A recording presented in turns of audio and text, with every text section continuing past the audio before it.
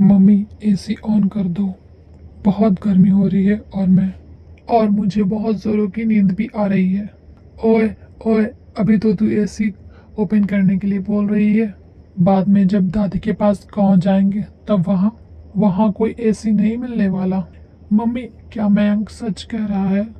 दादी माँ के घर पर एसी नहीं चलेगा? ये सब बातें वहाँ जाकर पता चलेगी। अब चुपचाप सो जा, कल सुबह हमें जल्दी निकलना है। प्रिया बेटा, गांव में इतनी फ्रेश एयर होती है कि तुम्हें एसी की ज़रूरत ही नहीं पड़ेगी। तुम दोनों वहां जाकर देखना कि कितना एंजॉय करोगे। वो तो पहुंच कर देखते हैं। ये अटैची बंद करो। पूरे 3 महीने कैसे रुकेंगे, वो भी मई जून की गर्मी। और माँ जी को भी ननद जी की सगाई का फंक्शन इतनी गर्मी में ही रखना था। सुहाना, मधु के ससुराल वाले शादी सर्दियों में मांग रहे हैं, इसलिए मैंने सगाई का फंक्शन रखा है ताकि बात पक्की हो जाए। चलो ये लो, अटैची पैक हो गई है। टाइम से सो जाओ, सुबह फिर मुझे कार ड्राइव करनी है। Good night. विंटर्स में रख लेती मनोज का परिवार गांव में रहता था। रूहाना और बच्चे पहली बार गांव आ रहे थे। सुहाना की शादी के बाद उसकी सास और ननद इस शहर में रहने आए थे। फिर सुहाना का कभी गांव जाना ही नहीं हुआ। मनोज की शादी शहर में ही हुई थी। पहली बार सुहाना बच्चों के साथ गांव जा रही थी, इसीलिए वो परेशान थी। गर्मियों में ना जाने गांव में क्या हालत होगी। बच्चों को एयर कंडीशनर की आदत है, पता नहीं वहाँ क्या हाल होगा। यही घबराहट सुहाना और बच्चों के मन में थी। अगले दिन मनोज सुहाना और बच्चों के साथ गांव पहुंचता है। सुहाना, बहू, क्या बात है? जब पिछली बार पहले शहर में तुम्हें देखा था तो तुम्हारी सेहत बहुत अच्छी थी, अब बच्चे भी बड़ी कमजोर हो गए हैं। क्या बात है, कुछ खाते पीते नहीं है? माँ, अब ये लोग गांव आ गए हैं, अब इन्हें अपने हिसाब से खिला पिला कर तगड़ा करो। हाँ बेटा, तुम चिंता मत करो, अब ये बच्चे मोटे ताज़ी सेहत वाले होकर ही शहर जाएंगे। ये लो बच्चों, ठंडी ठंडी मीठी दही पी लो। दादी, दही लस्सी ये क्या होता है? बिटिया, लस्सी जो दही से बनती है, पी कर देखो फिर पता चलेगा। दादी, मुझे भी लस्सी पीनी है। हाँ हाँ बेटा। मधु, ओ मधु, लस्सी की गिलास और ले आ बिटिया। माँ जी, और रहने दीजिए, ये बच्चे तो ऐसे ही कह रहे हैं, मैं इसी में से थोड़ा थोड़ा दे दूंगी, वो पी नहीं पाएंगे। नहीं मम्मी, मैं पी लूंगा, मुझे पूरी पीनी है। हाँ मेरा बेटा पूरा पिएगा, और लस्सी तो बहुत फायदा करती है। गर्मियों में ठंडा पेय पदार्थ, इसको पीने से शरीर ठंडा रहता है। मैं रेस लगाऊंगी, देखती हूँ तुम दोनों में से कौन जल्दी लस्सी पीता है। सुहाना देखती है प्रिया और मयंक गट गट लस्सी पीकर ग्लास खाली कर देते हैं। उन्होंने बहुत शौक से लस्सी पी थी।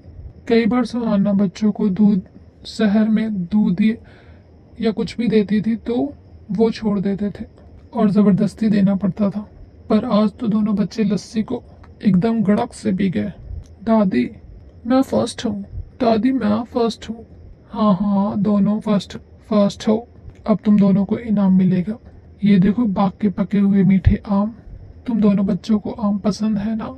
वाह, मैंगो, मैंगो तो मुझे बहुत पसंद है।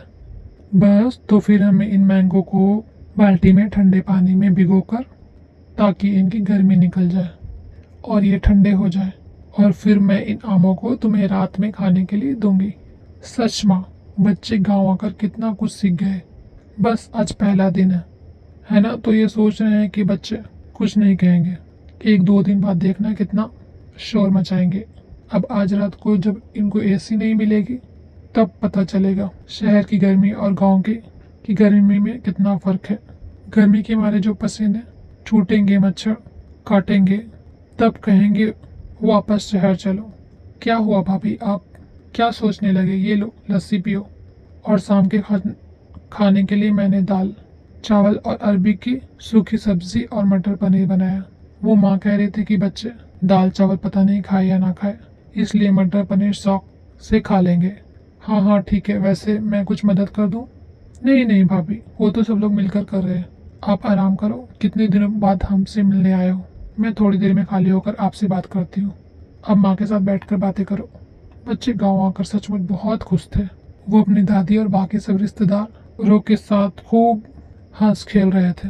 रात के समय प्रिया बोली, दादी गर्मी लग रही है, एसी ऑन करना है।